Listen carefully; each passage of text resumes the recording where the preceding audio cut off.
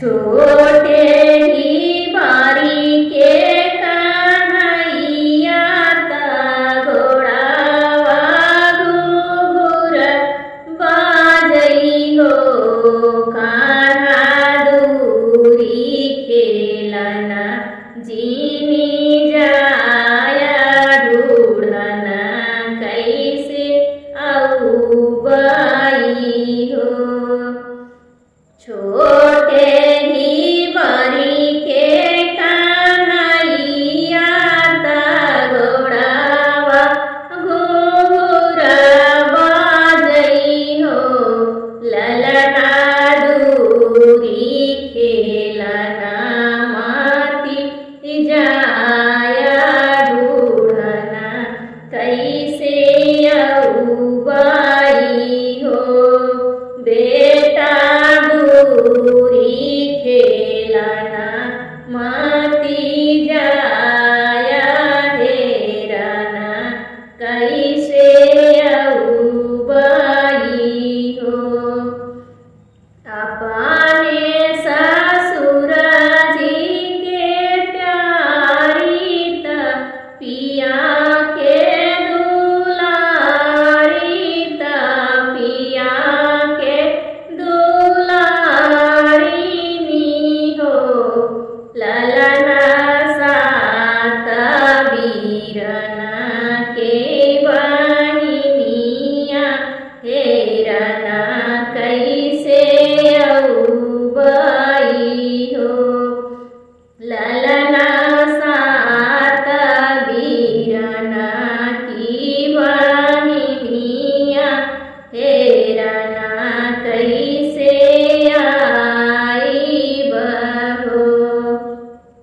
एक बन गईले दूसरे बनायाऊ रौती सरे बनायाऊ रौती सरे बना हो सासु बहू नया कन्हैया दूरी निकली गए हो। सासु बहू नया मोरे ललना दूरी निकली गए हो।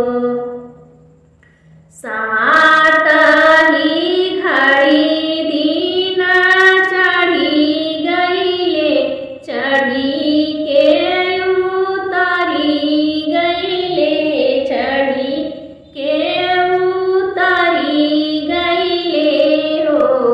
सासु बहू नया मोरे लाल ढूढ़ना हम जाबई हो। सासु बहू नया कन्हैया ढूढ़ना हम जाबई हो। सासु कवनौआ किलिया बताऊ तू हेरना हम जाईती हो। सासु कवनौआ किलिया बताई तू हेरना हम जाईती हो। पहिनाऊ मोटे मराठीना वाता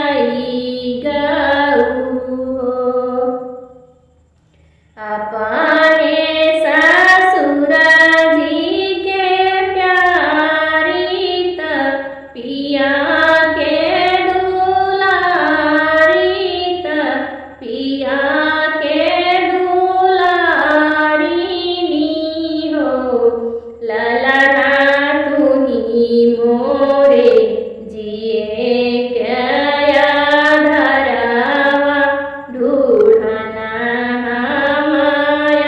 हमायानु ललना तुही मोरे आखी के पुतरिया हेरा नाटा बैया गए हो छोटे ही बारी के कन्हैया ता गोड़ावा अघोघुरवा जई गोड़ावा अघोघुरवा जई हो कान्हा दूरी खेलना माती जाया हेराना कैसे आऊ